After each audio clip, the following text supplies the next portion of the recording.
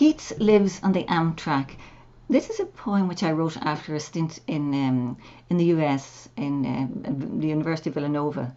And one day I was travelling to New York on the train, and this lovely man sat down opposite me and gave me a poem. He was one of the attendants on the train, and a great Keats fan with a marvellous conversation. So it's really about just how astonishing poetry is. And I'm not a very good teacher myself. I've spent a lot of time teaching, but it's a kind of an homage to teachers sort of as well who have passed on the poetry, really, I think. So Keats lives on the Amtrak for Jim and Kathy Murphy. Today, on the clunking, hissing silver train between Philly and New York, the African-American conductor squeezed himself into the dining car seat opposite, genially excused himself, and when I responded, asked why my novel was full of page markers. "You've it all broken up." And I said that I was teaching it. He leaned forward, smiled, and said, "I'm going to get a T-shirt with Keats Lives on it." This time of year, he gestured towards the window. Trees were blurring into bud. When everything starts coming green again, I always think of him. A thing of beauty is a joy forever. Its loveliness increases. It will never pass into nothingness, but still will keep a bower quiet for us. I told him that it was a Dublin taxi driver who first told me that Keats claimed his only certainties were the holiness of the heart's affections and the truth of imagination. He took a ballpoint from the pocket of his uniform jacket, wrote down the quote, asked where it came from, as I had done 2 decades earlier in the back of a taxi, as hundreds had, since the young, sick apothecary penned it to his friend. "That is a bombshell," he said. "I'm going to give that to my little girl tonight. Oh, light-winged dryad." The intercom announced, "Next stop, Trenton." The steel wheels began their long scream. He hauled himself up out of the seat, smiled again, and, drawing a line across his chest with his thumb, said, "Keats lives." Oh, Moya. Brilliant. I should also have paid tribute to the taxi driver, who I happened just thinking about this time of Evan Boland's anniversary. I'd just come from an Evan Boland reading, and went to the pub afterwards, as one used to do, and was getting a taxi home because I missed the bus. And this taxi driver started to ask me where I was coming from, and started talking, introduced me to Wallace Stevens, and gave me that wonderful quote. He was a friend of Liam Miller's of the Dolman Press, actually. So, yeah, that's interesting. Yeah. That is so interesting. Yeah. And it is great. It's true to remember Evan Boland, particularly this time of the year. It's a year since she died. So, hard to believe. So that was an amazing poem, full of stories. A found poem in many ways, Moya, wasn't it? Absolutely. But I just want to say, what better way to begin this section of our podcast than to have Moya Cannon read her brilliant poem. You just heard it there, Keats Lives on the Amtrak, from her collected poems. I'm going to hold it up now. Just recently published by Carcanet Press. It's a fine book. I've been so much enjoying reading through it over the last few weeks. It's become a great friend to me, Moya, bringing it with me everywhere. Moya Cannon is one of Ireland's most outstanding poets, and it's really a privilege to have her here at the breakfast table this morning, isn't it, Peter? It's great to have. It is, yes. Great to have Moya here. Well, for those of you listening, Moya was born in Dunfanaghy in northwest County Donegal with Irish as her first language. She spent nearly 30 years of her adult life living in Galway City, and she now lives in Shankill, close to the sea in County Dublin, with her husband John. She's been deservedly praised and lauded for her poetry. She's received the Brendan Behan Award. She's received the O'Shaughnessy Award. She was the 2011 Heimbold Professor of Irish Studies at Villanova University. And Peter and myself have known Moya for some years now, but really her poetry preceded our knowing of her, and we've always greatly admired her singular poetry, finely gathered here in this really impressive, beautifully produced collected poems, I have to say, published by Carcanet in Manchester. It's a collected which brings together poems from her 6 main collections: Or 1990, The Parchment Boat 1997, Carrying the Songs, 2007, Hands, 2011, Keats Lives, 2015, and Donegal Tarantella, 2019. That's more than 3 decades of wonderful poetry writing. Landscapes, languages, songs, the myriad of rhythms that gather the natural and the human world together, all connect as one huge force at the heart of Moya's poems. The mysteries of archaeology and artefacts discovered, they're ever present too, including the beautiful Vogelherd horse on the cover of this book, celebrated in the poem of its name, Vogelherd horse 30,000 BC. Moya's work also pays deep homage to her really strong interest in the world of music and songs, from which have sprung poems that feel authentic, they feel instinctively natural, they feel alive. Her title poem of the collection, Carrying the Songs, ends with the powerful description of songs which rang out true and bright when flung down upon the deal boards of their days.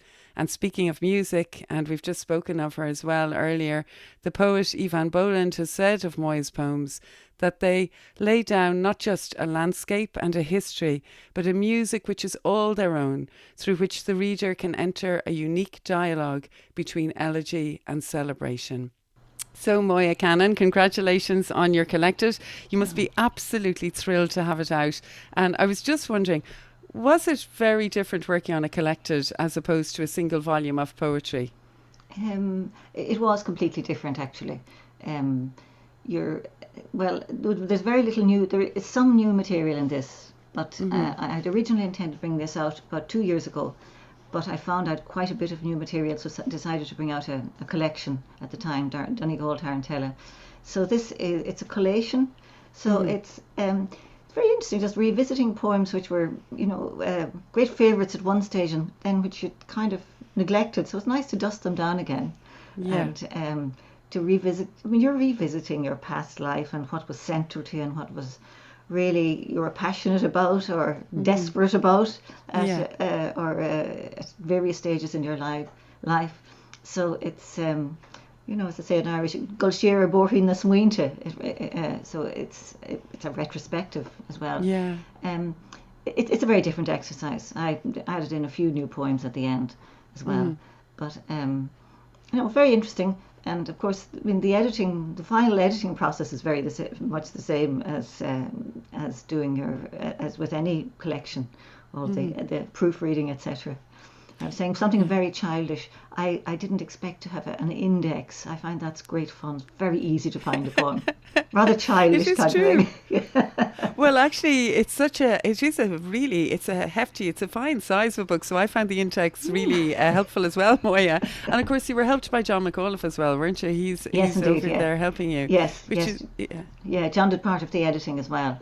And as did Andrew Latimer, and a great team at Carcant, actually. We're lovely to work with. Yeah, well, that's great, Moya. I like that idea of going back into your life and being present there again. It's very nice. I spoke earlier of your love of music and song, and you've said that you considered yourself extraordinarily fortunate in the culture that you encountered as a child growing up in Donegal, where you said poetry was regarded as important.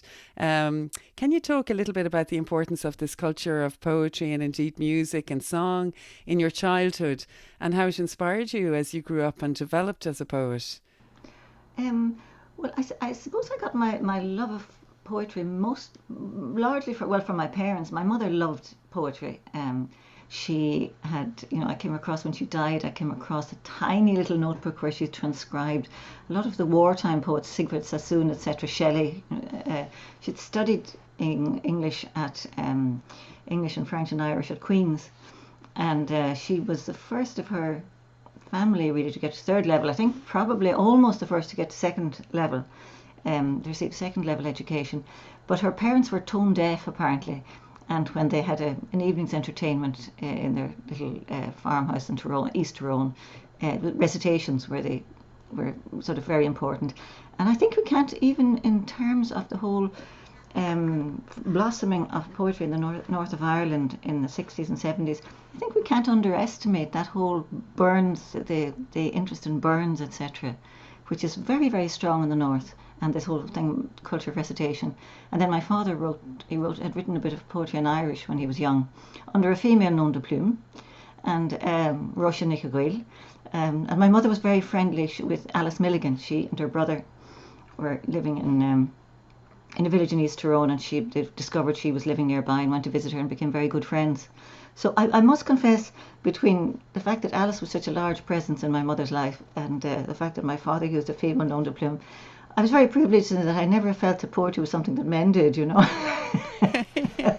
until I did realise later that they weren't, they didn't appear very much in the anthologies, but as a child and growing up, I wasn't aware of that.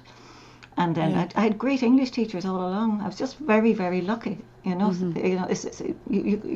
just extremely lucky. It's super English teachers, Yeah, I know. It sounds like it was very natural and organic. It was just there, and you didn't question it. It was just part of your life, which is the best way, really, isn't it? Yeah. Other people talk about having poetry beaten into them. It certainly wasn't my experience. I went to a two-teacher national school, and my father was a principal, and he loved poetry, so he used to, love the daffodils and the usual little ones we learnt, the little roads of Breffni, and he's gone on the mountain, he's lost to the forest like a summer lost. Oh, I've lost it now. You're gonna have to go when back our and need find was it the later. sorest, like a summer dried fountain when our need was the sorest. So right. Yeah. It sounds like your childhood was idyllic. It sounds I like it was really wasn't lovely. idyllic. It was reasonably happy, like most people's childhood, But certainly poetry was important. It was never. That's good. Yeah. And then your poetry comes back time and time again to uncover what has been lost. And I love that about your poetry. There's kind of an imaginative compulsion to celebrate not just the things that endure and change as they survive, but also I think your poetry is celebrating the people who made these beautiful things, like the Vogel herd horse that graces the cover of the collection. It's very distinctive. But I love also a poem like Patched Kayak from your collection, the 1997 collection, The Parchment Boat, where you'd seen a kayak in the Royal Ontario Museum in Toronto, and you said, who made the parchment boat? Who bent and bound ribs of drifted wood to a long, clean frame? Or in Crannog, that when you refer to the early burials, where there's weapons, but there's also jewellery and there's personal things that have been found together.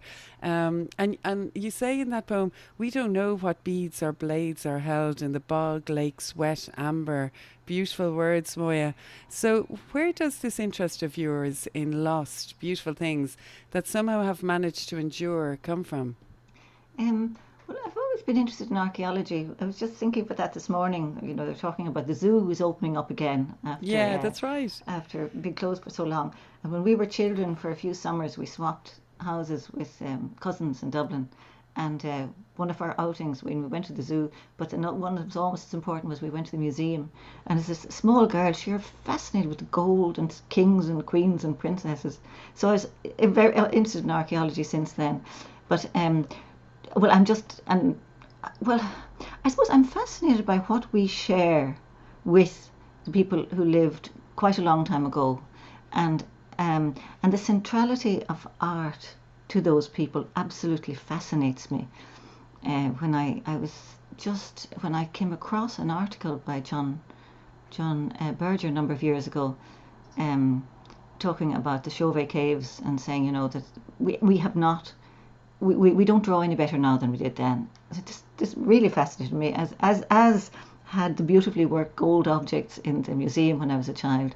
There was also a book on the shelves at home, P.W. Joyce's Social History of Ancient Ireland, which I used to pore over.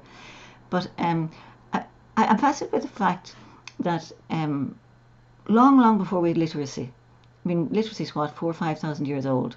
People were making beautiful, beautiful art, and it seems to me that it's not art, in the sense of something belonging to an elite. It's something which is absolutely central to our humanity, and perhaps one of the things that makes us human, because it seems to me people have always they've gathered around things which give them pleasure, whether it's music. It's one of the things that brings us together, pleasure and meaning, and I think that's what art, whether it's song or visual art, it gives us pleasure and it gives meaning to our lives. And it's maybe it was one of the things, I don't know, which allowed people to move out of their immediate kinship groups into a larger community. You know, Yeah. certainly we know as writers, you know, that there are little communities that have formed. Certainly, it's been very important to me in my life. You know, where poetry has brought me together with people, and Yeah. I think people, I think, have always in I mean, in the way people come together around sport, you know, people come together, always come together around art. So that interests me a lot. Yeah, I know. And it's interesting that you use the word pleasure there as well, because Yeah. I know that you take great pleasure out of the outdoors. You love nature, you love hill walking. I've heard you say that you're happiest when you're on a mountain. I know you love the sea in your poem, or you say the sea is immense and unfathomable, that the oar that pulls against the wave and with the wave is everything. And you grew up in Donegal. I spent my childhood summers up in Donegal. It's a place I love very much as well. And I know that in your 20s and 30s, you spent time out in Inisheer, the smallest of the Aran Islands on the west coast, and you're now living in Shankill. So the sea, nature, hill walking, how has it affected your poetry, Moya? Well, how can I put it? It's everything. It's It's everything, really, nearly isn't it? everything. It's nearly everything. I don't know. It's just I just love the exhilaration of walking by the sea. I mean, I try to go down every morning, and Yeah. you know, we're kind of limited in where we can walk in the hills nearby, but we have, you know, with Brayhead, with Killiney Hill, with Scalp during this confinement, and it's just been a delight. Um, you know, uh, I'll talk a little bit more about that actually when I'm talking about Nan Shepherd, because she puts it so much better than I do. But I was amazed, you know. I mean, I was a student in the 70s in Dublin, and when I started to write poetry towards the end of the 70s, the last thing I expected to write about was landscape. I do remember though. I remember the first, you know, the way people have touchstone moments, and I remember when there was a mountain opposite the house where we lived, Muckish Mountain, and I was looking at it all my childhood, and we eventually persuaded my father, myself, my sister, to bring us. People didn't do much hill walking, and I remember we were coming down, and my father was about maybe 50 at the time, and we were, you know, 10 and 8. And I remember coming down, we weren't making much, you know, we were moving slowly, and it was sort of dusk, and I remember coming down and seeing this beautiful little silver lake at the bottom of the mountain. And I'd been brought up in a tourist area where people were all saying, look at the view, isn't that a lovely view? We'll put a parking space there, there's a great view. And it meant zero to a child, absolute zero. But the whole world was brown except for this little silver lake, and then the silver sea out beyond it, and Torrey Island out beyond it. And it was a physical sensation. It still sends shivers up my back when I think of it. And I said, that's what people mean when they say something's beautiful. And we were out the other day. We walked our first day allowed to meet up with friends for a walk. We walked around Loch Bray, and again, two beautiful little Corrie lakes, you know, and just the exhilaration of it. Yeah. I don't know. I don't know what our affinity with these places is, but it's primal. You know? Yeah, and I remember that primal thing when we were driving up from Dublin as kids, and we'd see Errigal, and we just feel, it's just, as a child, that visceral sensation. Yeah. And also what you're describing is also a very kind of visual thing, and I think visual energy is very important in poetry as well, and you can feel it all the way through in this book of yours, Moya, and in your poems. And then, so we've talked about nature and we've talked about art, and now we're moving on to words, because words come into your poems so much. The importance of them. You grew up with Irish as your first language. I know you love Spanish. You've been studying it for years. I'm thinking of poems like Timbre, when you say, a word does not head out alone. It is carried about the way, something essential, a blade, say, or a bowl is brought from here to there when the work is done. And in Tholpin, a poem I love as well, you speak of one word enduring. So I'm just wondering, do you believe that words will endure, but also transform themselves to suit the changing world that they're a part of? They do, and I mean, in Soulpin, I was thinking, well, in Timbre, I mean, when you're educated, certainly in our generation, my generation, I should say, you're educated into abstraction, which is great because you need to learn to abstract to control your life. But then once you start to write, and I always say this to students, you kind of have to roll that back a bit and get back into the more basic onomatopoeic language, which speaks to which speaks to your blood as well as to your head, really. And so I was thinking of that in timbre, just a wonderfully onomatopoeic word, and soul pin as well. And it probably didn't communicate itself very well.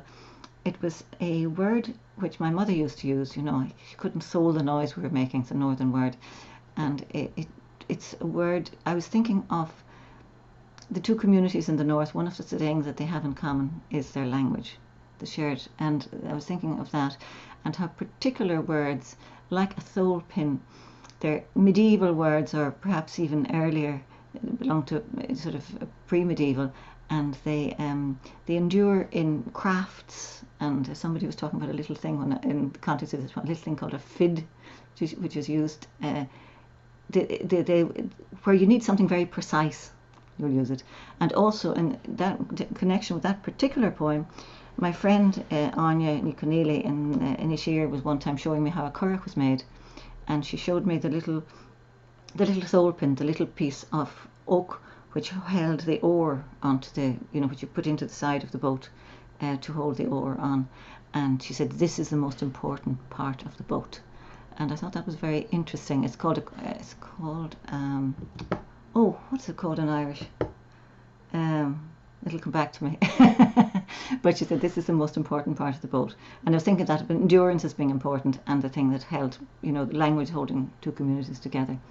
Yeah, it's a really interesting idea. Yeah. And Moya, your collected poems it's out now, so I'm just wondering what's next. I spoke to you recently and you said, I'm going to go on and on, there's going to be loads more books, but have you got new projects you're working on, or things that are exciting you? Because I suppose when a big collection like this comes out, you could, I don't know if you just sit there and go, well, that's that, or are you moving onwards to other things? Well, I've never had a central theme for a book. I've just put one poem on top of another, and at a certain stage you say, could that possibly be a collection? And really, I feel quite the same as this. I have a handful of poems. You say, that will that ever amount to anything? So no, I'm just writing another poem and another poem, and I know. Yeah. I think that's very dull, but eventually it makes a book. Yeah, I like that idea of a handful of poems, Moya. So your collected is a handful of poems, but a very fine handful as well. Yeah. So I suppose that is the way, isn't it? Poems will come and they just build and build and build, and then suddenly you have a book, and a beautiful book, Moya. So congratulations. Now, I know that a place you love to go and work in is the National Library on Kildare Street here in Dublin, and you have a beautiful poem set there that you'd like to read for us, and it's called Starry, Starry Night in the National Library. Sure. This is just an atypical moment in our beautiful, beautiful library. I was introduced to it by a boyfriend when I was a student, and I've loved it since. I tell the students who come in for the poetry aloud, this place belongs to you. Don't forget it. It belongs to you. Starry, Starry Night in the National Library. Vincent, you would have loved it, as Don McLean's song poured out of the bottom left-hand corner of the reading room of the Irish National Library, loudly enough for all 23 readers, drowsy browsers, graduate students, academics on sabbatical, to lift and turn startled heads, seabirds grazing a salt marsh. He sang for a whole yellow minute, maybe 2, while readers continued to shift and turn around, not quite upset that their silence had been stolen. From her curved counter a librarian scanned the desks, and a brown-jacketed, middle-aged man tiptoed from the catalogue section and gently closed the lid of a Mac Air, and a long, slow sigh came from all 44 cherubs who had been swinging their plump garlands high on the green library wall since your time. And I was blown back to a bedsit on South Circular Road, where 40 years ago I blue-tacked the poster of your blue and yellow field of stars at the head of my single bed, not finding it strange that the stars should swirl like small suns in the pit of night, not knowing it was painted a year before you took your own aching, luminous life. And you, not knowing, as you fought your darkness and frenziedly harvested the light of stars and sickle moon, how it would be poured into a song, how your brush would flood a library across the sea a century later with golden, starry light. Oh, Moya, thank you. That was so exultant. And I loved as well that you mentioned the South Circular Road seeing as Books for Breakfast is based here. So there's a good connection there as well. And what a wonderful treasure it is. Yeah, I love the National Library, and it's great that you go there. Would you go there a lot, Moya? I mean, if times were normal, would you be in there a lot? I try to get in once a week. When I moved back to Dublin a few years ago, I was living near you. Yeah, that's the right. road I used to try to go in most days, but Yeah. so but I try to get in once a week, and it's a wonderful treat. Yeah. And it's try not to bring the computer so that I'm not distracted by emails or all of things the other like things. that. Yeah, it's a very distracted age we live in. It's true. So anyway, that was Moya Cannon reading her poem Starry, Starry Night in the National Gallery from her collected poems published by Carcanet Press 2021. And Moya, we're now gearing up for the Toaster Challenge and really looking forward to hearing you talk about a book that you really like for 3 minutes. It doesn't have to be exactly 3 minutes, but we're hoping the toast won't burn. And Peter's got the toaster ready, haven't you, Peter? Got it all ready, and I'll count you in. 1, 2, 3. Off you go, Moya. Good luck, Moya. Okay, I'm going to talk about Nan Shepherd's book, The Living Mountain, and this is one of the most beautiful books I've ever read. It's been described in The Guardian as the finest book ever written on nature and landscape in Britain, and the only book that I can compare to is Tim Robinson's Stones of Arran. It's a really short book though, just 12 chapters. It's an introduction by Robert Macfarlane. He said he was given it by a friend in 2003 and he was changed after reading it. Claims to have read it 12 times, and there's an afterword by Janet Winterson. It's an evocation of the Cairngorm Mountains in the north of Scotland, and it's an act of total attention. For instance, in her chapter on air and light, she writes about shadows on the mountain. She says, even the delicate fringe inside the small cup of the field gentian throws its shadow on the petals and enhances its beauty. And further down on the same page, she writes about the air being part of the mountain. And I'm going to quote because I couldn't do her justice at all. She said, that the air is part of the mountain, she said, because the mountains are brown for the most part in themselves. But as soon as we see them clothed in air, the hills become blue. Every shade of blue, from opalescent milky white to indigo, is there. They're most opulently blue when there's rain in the air, and then the gullies are violet. Gentian and delphinium hues with fire in them lurk in the folds. It's really a multifaceted love story between a person and a place. And she says as much herself in the introduction, which she wrote in 1977 at the age of 84, and she adds, but love pursued with fervour is one of the roads to knowledge. And this book, it's full of information as well. She said when she was young, she was prone to lust for the tang of heights, but now she goes into the mountain just aimlessly, just to be with the mountain as a friend. She's a remarkable woman. She was born in Aberdeen in 1893, and she died in 1891.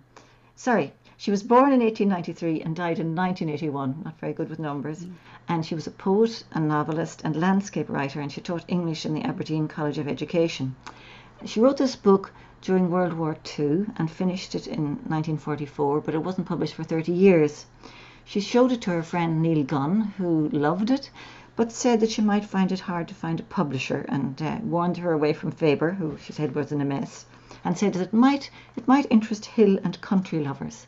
So she sent it off to one publisher who rejected it, and it lay there for 30 years. She's, as evident from the chapter headings, the plateau, water, frost and snow, air and light, it's kind of like an inside-out kaleidoscope.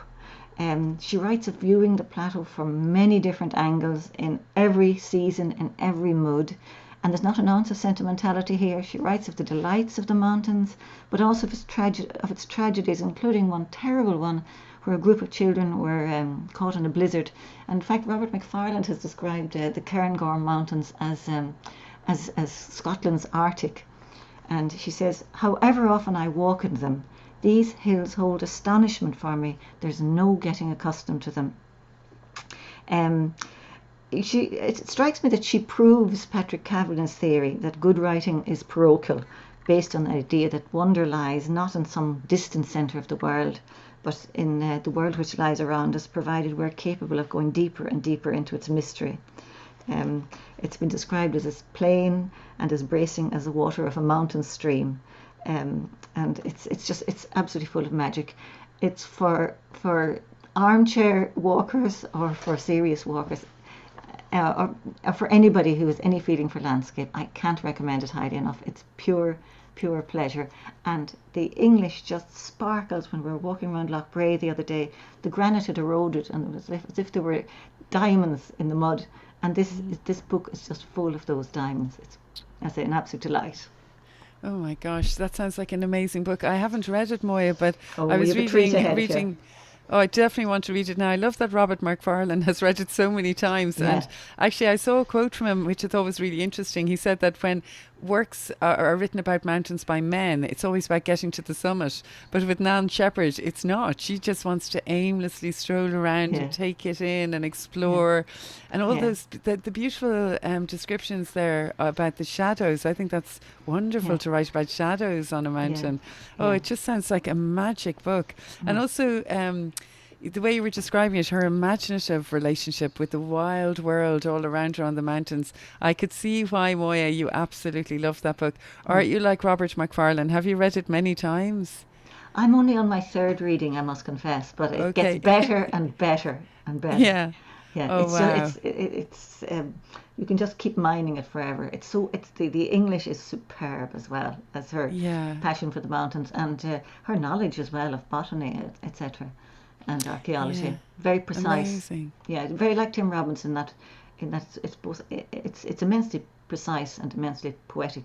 But of course, there's no contradiction in that. I mean, good poetry is precise. It's just precise about different things. Exactly, and it's amazing that it was untouched for 30 years and then finally gets published. Yeah. That's brilliant. Yeah, Neil Gunn wasn't encouraging her, but yeah, I know. It was the end of the war. It was 1944, but still, I can't believe that such a jewel lay there. And it was Robert McFarlane who brought it to light. Really, I think it was. It was edited a very small edition in '77 by Aberdeen University Press, I think. And then somebody gave it to him, and it's been republished in a beautiful edition. Right, that's gorgeous. I'm definitely getting that. That was wonderful to hear Moya Cannon talk about Nan Shepherd's masterpiece, The Living Mountain, published by Canongate. And details, as usual, will be on our Books for Breakfast website. But to end, we've had great chats there now, Moya. It was absolutely lovely to talk to you this morning. I'd love to hear one more poem by you, if that's okay. Sure. It's a short poem. It's actually the final poem in the collected. So it's in the new poem section. It's called Light is What Days Are Made Of. We would like to thank Moya Cannon. She really has been a distinguished guest on Books for Breakfast this morning. We're going to urge anyone listening to buy this beautiful collected poems and to treasure it. I mean, it's a gem of a collected poems published by Carcanet Press. And so here's Moya now. She's going to read Light is What Days Are Made Of. And thank you, Moya. Oh, thank you very much for having me. This little poem was commissioned as part of the Shine a Light project last year by RTE. And anyway, I was walking by the beach in Shankill and the first line came to me. Light is what days are made of. It pulls a daffodil up out of dark earth, prompts the eagle and the stub-tailed wren to nest, and draws the humpback whale north with its song. Stones warm in the morning seashore know it.